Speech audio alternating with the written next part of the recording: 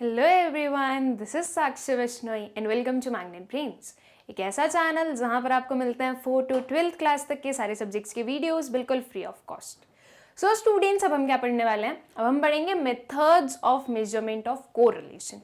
अभी तक हमने देख लिया कि कोरिलेशन का मतलब क्या होता है, कोरिलेशन की डिग्रीज क्या होती है और टाइप ऑफ कोरिलेशन क्या होता है। अब हम कुछ मेथड्स देखेंगे कि हमें कोरिलेशन को मेजर कैसे करना होता है। ओके तो बेसिकली स्टूडेंट्स 3 मेथड्स होते हैं। वो होते हैं हमारे scatter diagram, Karl Pearson's coefficient of correlation and Spearman's rank correlation coefficient. ठीक है, ये 3 मेथड्स है। तीनों मेथड्स में हम देखेंगे कुछ ना कुछ डिफरेंट है, कहीं से कहीं तक ना, मतलब ठीक है थोड़ा बहुत रिलेशन दिख भी सकता है आपको इन दोनों में, लेकिन हमारे जो तीनों मेथड्स हैं वो अलग अलग चीजों पे फोकस करेंगे। ठीक है, जैसे कि देखना, जो हमारा स्कैटर डायग्राम है ना, वो बेसिकली एक डायग्रामेटिक प्रेजेंटेशन होगा, एक ग्राफिकल प्रेजेंटेशन होगा। फिर जो हमारा Karl Pearson's coefficient of correlation होगा, वो एक क्वांटिटेटिव डेटा का कोरिलेशन बताने वाला होगा। ओके, मतलब कि क्वांटिटेटिव वेरिएबल्स पर बेस्ड होगा। एंड जो स्पीयरमैन्स रैंक कोरिलेशन कोएफिशिएंट है, इसमें क्वालिटेटिव वेरिएबल्स को हम इंक्लूड करते हैं। ठीक है, यहाँ पे रैंक आ गया तो रैंक का मतलब समझ जाया करो कि रैंक है, इसका मतलब कि यहाँ पे कुछ ना कुछ क्वालिटी हम शो कर सकते हैं। ओके, तो इन तीनों मेथड्स में हम कुछ ना कुछ डिफरेंट पढ़ने वाले हैं। हम लोग एक एक इंडिविजुअल मेथड को कंप्लीट करेंगे। जैसे हम अभी तक अपना पैटर्न चलाते हैं कि पहले एक मेथड को हम समझेंगे, फिर उसके बाद में उसके न्यूमेरिकल्स देखेंगे, फिर उसके बाद में हम उसके मेरिट्स डिमेरिट्स कंप्लीट करके एंड नेक्स्ट वाले मेथड पर जाएंगे। ओके, तो हम स्टार्ट करेंगे स्टूडेंट्स हमारे स्कैटर डायग्राम से, एंड ये स्कैटर डायग्राम को हम कवर करेंगे हमारे इसी पर्टिकुलर लेक्चर में। ओके, एंड जैसे ही हमारा स्कैटर डायग्राम कंप्लीट हो जाएगा, हम इन दोनों पर चले जाएंगे। ओके, पहले हम कार्ल पियर्सन्स करेंगे, फिर उसके बाद में स्पीयरमैन्स रैंक कोएफिशिएंट करेंगे। ओके, एंड स्टूडेंट्स, ये जो हमारा टॉपिक है methods of measurement of correlation, ये हमारा लास्ट टॉपिक ही है इस चैप्टर का। मतलब कि हमने इन तीनों को पढ़ लिया, उसके बाद में हमारा जो चैप्टर है वो कंप्लीट हो जाएगा।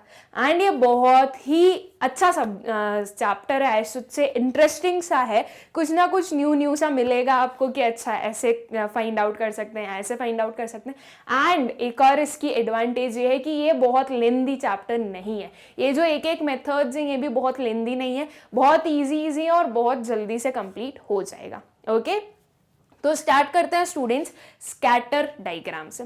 स्कैटर डायग्राम, जैसा कि मैंने आप लोगों को अभी बताया कि स्कैटर डायग्राम एक डायग्रामेटिक प्रेजेंटेशन है, या फिर आई शुड से कि ये एक ग्राफिकल प्रेजेंटेशन है। ओके, यहाँ पर हम कोई भी नंबर्स में डिफाइन नहीं करते कोरिलेशन को। हम कोरिलेशन कैसे बताएंगे? हम कोरिलेशन बताएंगे ग्राफ के थ्रू। ओके, जो हमारा स्कैटर डायग्राम है स्टूडेंट्स, वो कुछ ऐसा हमें दिखता है। ओके, जो स्कैटर डायग्राम होता है ना, उसमें हम लाइंस ड्रॉ नहीं करते। ठीक, जो ग्राफ में हम लाइंस ड्रॉ करते हैं वो लाइन ड्रॉ नहीं करते हम। हर एक जो हमारे पॉइंट्स होते हैं, राइट, जो कोरिलेशन हम शो करेंगे वो हम इन डॉट्स के थ्रू शो करते हैं, और इन डॉट्स को हम ज्वाइन नहीं करते, ये डॉट्स को हम ऐसे ही रहने देते हैं। हमारा जो स्कैटर डायग्राम है वो ऐसा ही बनने वाला है। स्कैटर डायग्राम जो है स्टूडेंट्स बहुत ही सिंपल हमारा मेथड है। ओके, यहाँ पर कुछ भी कैलकुलेशन की रिक्वायरमेंट नहीं होती है। जो डेटा गिवन है उसे बस आपको क्या करना है, ऐसे एक ग्राफ में प्लॉट करना है। और ग्राफ में प्लॉट करना इज एन इजी टास्क। बहुत ज्यादा यहाँ पर हमें बहुत ज्यादा समझने की नीड नहीं है, या फिर ऐसा नहीं है कि यार ये क्या आ गया। आप लोगों को बहुत अच्छा लगेगा स्कैटर डायग्राम, एंड मुझे पता है कि आप लोगों को ना तीनों मेथड्स में से स्कैटर डायग्राम ही सबसे बेस्ट लगेगा। लेकिन अब उसके भी कुछ डिसएडवांटेजेस होंगे, जिनके कारण हमें क्या करना पड़ेगा, हमारे दूसरे मेथड्स भी पढ़ने पड़ेंगे। ओके, सो स्कैटर डायग्राम सबसे सिंपलेस्ट डायग्राम है। ठीक है, scatter diagram is a simple and attractive method of diagrammatic representation of a bivariate distribution to determine the nature of correlation between the variables। हमारा scatter diagram कैसा होता है? हमारा scatter diagram बहुत ही सिंपल और अट्रैक्टिव मेथड है, एक diagrammatic presentation है जो कि हमें एक बाइवेरिएंट डिस्ट्रीब्यूशन के बीच में रिलेशनशिप बताता है। ठीक है, एक चीज हमेशा याद रखना कि जो स्कैटर डायग्राम है वो सिर्फ बाइवेरिएंट डिस्ट्रीब्यूशन पर ही वर्क कर सकता है, मल्टीवेरिएंट पर वर्क नहीं कर सकता, बिकॉज ये जो हमारा ग्राफ है इसे हम सिर्फ 2 वेरिएबल्स के साथ में ही शो करते हैं, ठीक है। अब यहाँ पर अगर मैं वेरिएबल और ऐड करना चाहूँ ग्राफ में, ऐसा नहीं है कि सिर्फ 2 ही वेरिएबल हम शो कर सकते हैं, एक और थर्ड वाला भी यहाँ पर इस वाले एक्सिस पर हमारा स्टार्ट हो सकता है, लेकिन हमारा जो स्कैटर डायग्राम है वो सिर्फ बायवेरिएंट डिस्ट्रीब्यूशन पर वर्क करता है।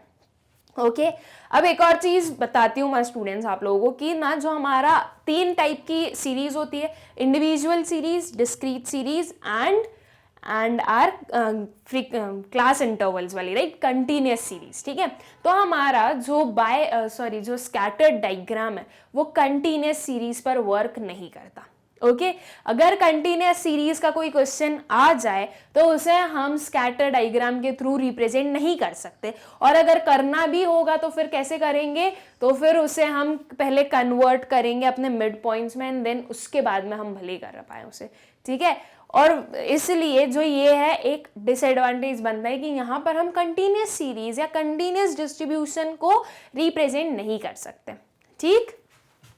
It is the simplest method of studying the relationship between 2 variables without calculating any numerical value. ये कैसा मेथड है स्टूडेंट्स? सिंपलेस्ट मेथड है 2 वेरिएबल्स के बीच में रिलेशनशिप को समझने के लिए, ओके और यहाँ पर कोई भी कैलकुलेशन नहीं करनी पड़ती हमें न्यूमेरिकल वैल्यू की, okay without calculating any numerical value, मतलब कि कोई कैलकुलेशन नहीं है तो ऑब्वियसली इजी तो हो गई।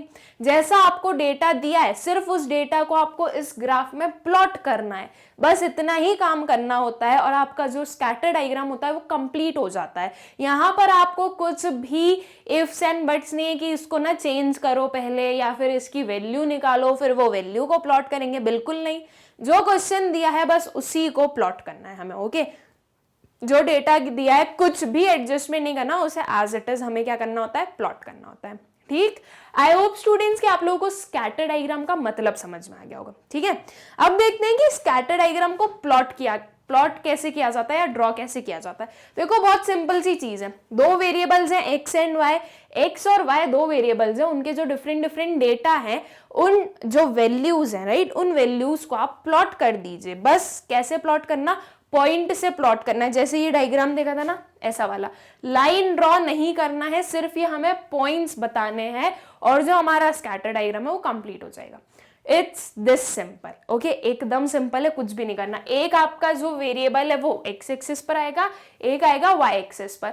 जो आपके वेरिएबल्स हैं वो ग्रुप्स में होंगे, ग्रुप्स में इन दी सेंस कैसे होंगे, जैसे कि मान लीजिए ये है हमारा एक्स एंड वाई, ओके ये हमारी वैल्यूज गिवन है, ठीक, ये कुछ 3 वैल्यूज गिवन है, इन्हें हमें प्लॉट करना है। तो ये होगा हमारा फर्स्ट ग्रुप, ये होगा सेकेंड ग्रुप और ये क्या होगा थर्ड ग्रुप।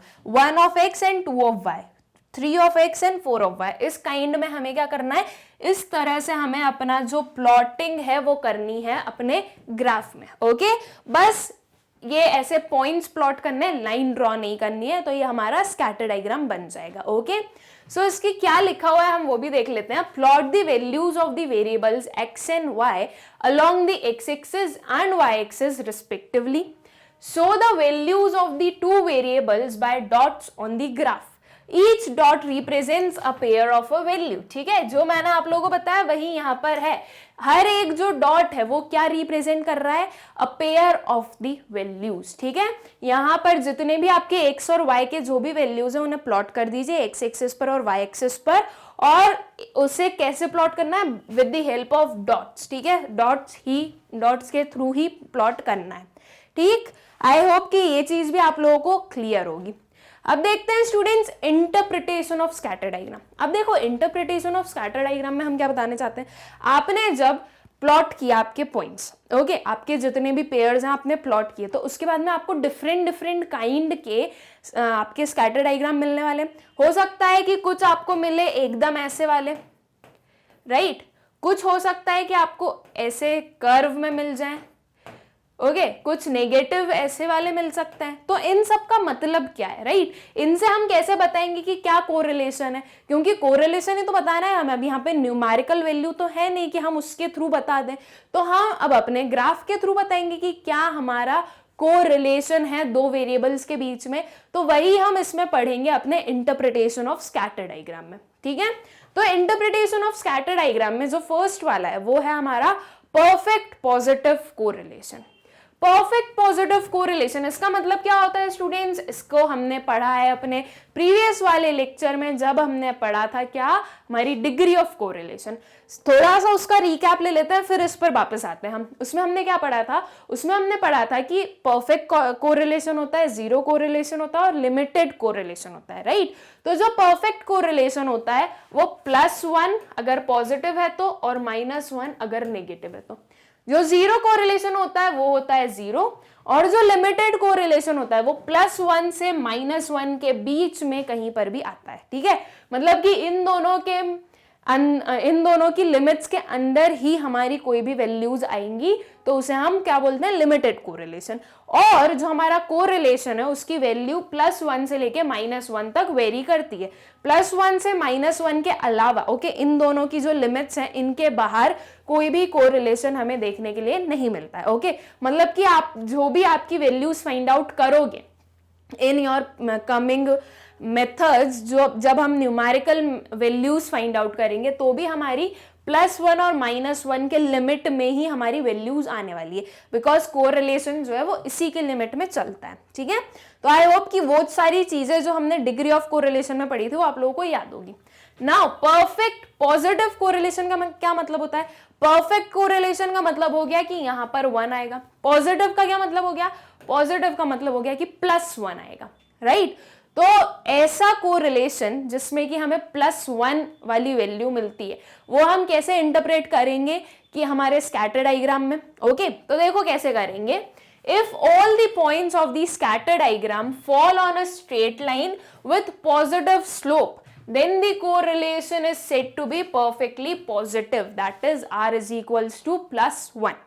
जो हमारा स्कैटर डायग्राम है स्टूडेंट्स, वो अगर अपवर्ड स्लोपिंग कर्व बना रहा है, ठीक है, और अगर ये जो आपके पॉइंट्स है वो एकदम स्ट्रेट लाइन में फॉल हो रहे हैं, तो हम इसे क्या बोलेंगे, हम बोलेंगे कि ये परफेक्ट पॉजिटिव कोरिलेशन है।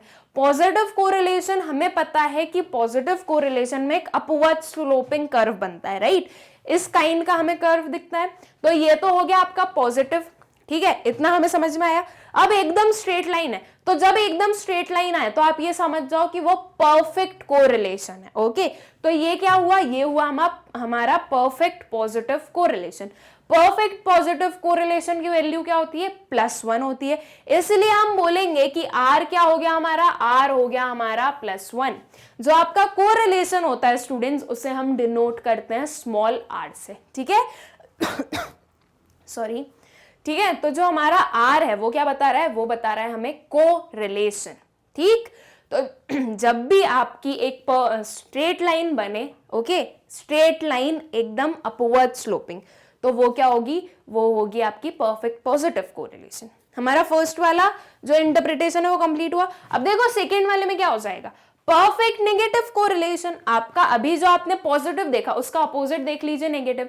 नेगेटिव कोरिलेशन में स्टूडेंट्स हमारा स्लोप जो होता है वो कैसा होता है, वो होता है डाउनवर्ड स्लोपिंग, राइट। तो ये आ गया हमारा डाउनवर्ड स्लोपिंग, और हमें ये पता है कि परफेक्ट कोरिलेशन में स्ट्रेट लाइन आती है, ठीक है। तो अब परफेक्ट नेगेटिव कोरिलेशन है तो एक डाउनवर्ड स्लोपिंग स्ट्रेट लाइन हमें देखने को मिलेगी।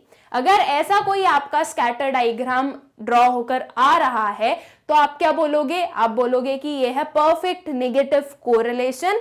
और परफेक्ट नेगेटिव कोरिलेशन की वैल्यू क्या होती है, इसकी वैल्यू होती है -1। ये चीज भी हमें पता है, right. So r is equals to क्या हो जाएगा, -1 हो जाएगा। So if all the points of scatter diagram fall on the straight line with negative slope, then the correlation is said to be perfectly negative. Perfectly positive में कैसा correlation देखने को मिलता है हमें, कि जो वैल्यूज हैं दोनों वेरिएबल्स की वो या तो इंक्रीज हो रही है या फिर डिक्रीज हो रही है, राइट। और जो परफेक्ट नेगेटिव होता है उसमें हम क्या देखते हैं कि जो दो वेरिएबल्स हैं उनमें इनवर्स रिलेशनशिप है, एक इंक्रीज हो रहा है तो एक डिक्रीज हो रहा है, एक डिक्रीज हो रहा है तो दूसरा जो है वो इंक्रीज हो रहा है, ठीक है। सो आई होप कि आप लोगों को ये सारी चीजें अच्छे से याद है। बहुत ही सिंपल चैप्टर है स्टूडेंट्स कोरिलेशन, इसे समझना भी बहुत ही ईजी है। ये सारी चीजें जो अभी हम इस स्कैटर डायग्राम में पढ़ रहे हैं ये हम ऑलरेडी पढ़ चुके हैं। हमने टाइप्स ऑफ कोरिलेशन अलग अलग पढ़ लिए थे एंड डिग्री ऑफ कोरिलेशन भी पढ़ लिए थे, एंड आई होप सो कि वो सारी चीजें आप लोगों को क्लियर भी है और याद भी है। तो ये क्या है, अगर ऐसा कोई हमारा ग्राफ बनेगा तो वो क्या होगा, वो होगा हमारा परफेक्ट नेगेटिव कोरिलेशन, ठीक। फिर आता है हमारा perfect correlation.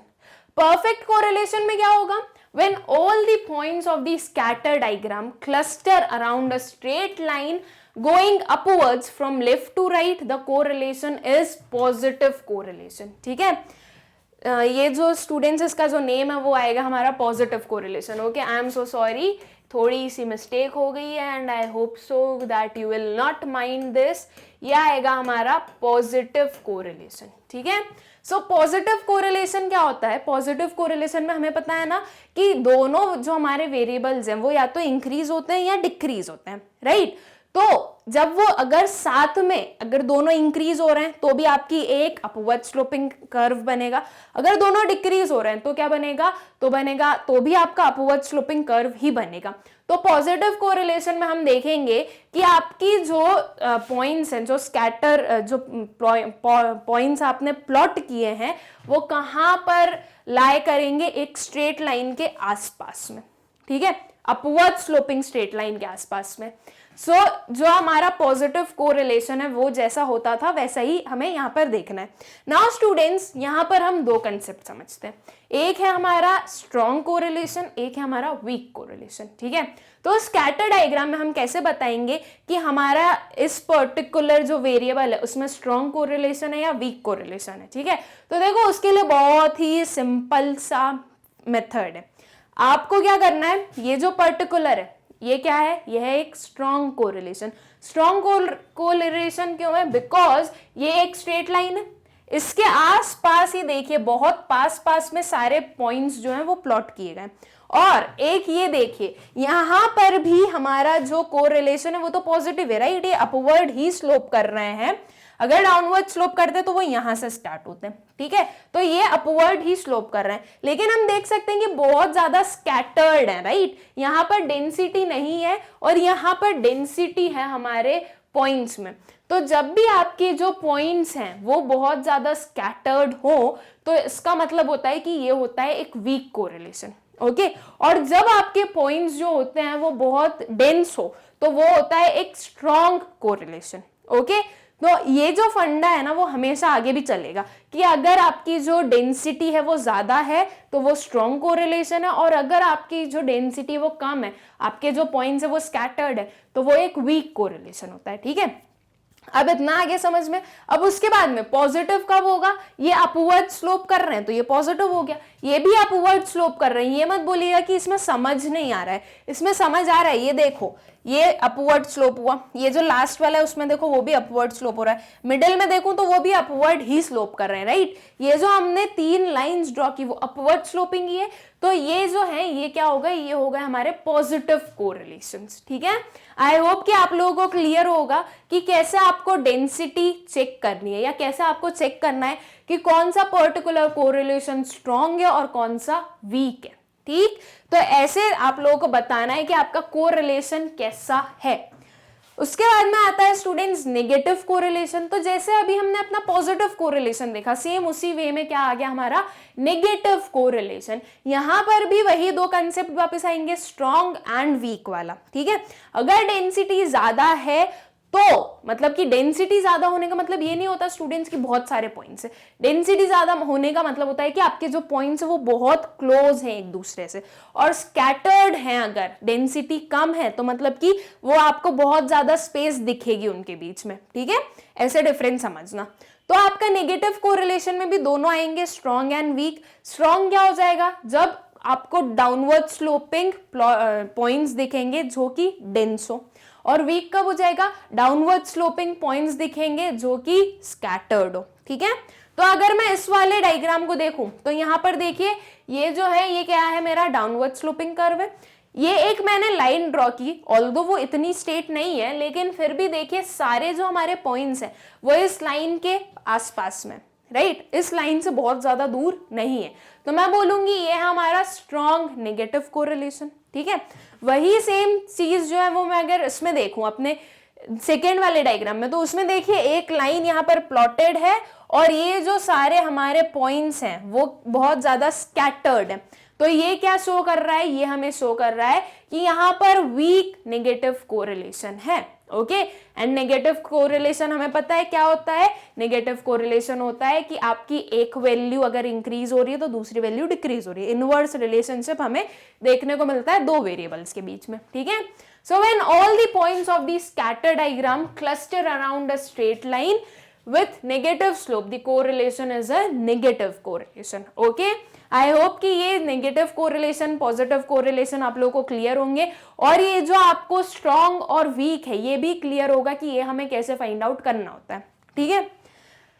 Now no correlation. No correlation का मतलब क्या होता है, ऐसा कोई भी हमारा वेरिएबल, दो वेरिएबल्स जिनके बीच में कोई भी कोरिलेशन नहीं है, राइट। तो नो कोरिलेशन मतलब कि जीरो कोरिलेशन, ठीक है। तो जीरो कोरिलेशन में स्टूडेंट्स हम क्या देखेंगे, हम कैसा ग्राफ देखेंगे, हम कुछ ऐसा ग्राफ देखेंगे जिसमें कुछ भी अपवर्ड डाउनवर्ड कुछ नहीं है। ये जो सारे पॉइंट्स हैं ये सब अपने अपने अलग अलग चल रहे हैं। यहाँ पर ना तो मैं अपवर्ड ट्रेंड देख सकती हूँ ना ही मैं डाउनवर्ड ट्रेंड देख सकती हूँ, ठीक है। तो ये हो जाएगा हमारा क्या, no correlation, okay. I hope कि आप लोग डिफरेंशिएट कर सकेंगे जब भी आपके सामने या जब भी आप कोई भी क्वेश्चन को सॉल्व करोगे कि आपको कौन सा पर्टिकुलर कोरिलेशन देखने को मिला, ओके। सो नो कोरिलेशन क्या आएगा, if the points are scattered in a haphazard manner then it is a case of zero और नो कोरिलेशन, ठीक है। अगर बहुत ही हैप्पजार्ड मैनर में है, कुछ भी यहाँ पर कुछ भी ट्रेंड नहीं दिख रहा है कि ये अपवर्ड जा रहे हैं डाउनवर्ड जा रहे हैं, ऐसा कुछ भी अगर समझ में नहीं आ रहा है तो हम क्या बोलेंगे कि वो है हमारा नो कोरिलेशन, ठीक है। वहां पर जो हमारे वेरिएबल्स हैं उनके बीच में कोई कोरिलेशन नहीं है, ओके।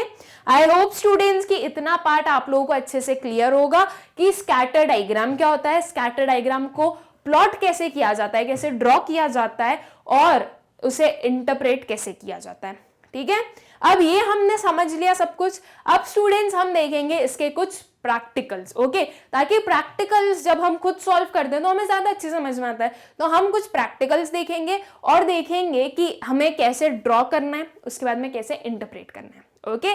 सो जो हमारा नेक्स्ट वाला लेक्चर होगा वो डिपेंडेंट किस पर होगा, वो बेस्ड होगा हमारे प्रैक्टिकल्स पर, या फिर मैं बोलूं numericals of R scatter diagram, okay. I hope कि आप लोगों को स्कैटर डायग्राम अच्छे से समझ में आ गया होगा। इस वीडियो की नोट्स की लिंक आप लोगों को डिस्क्रिप्शन में मिलेगी, आप लोग जाकर चेक कर सकते हैं। Thank you.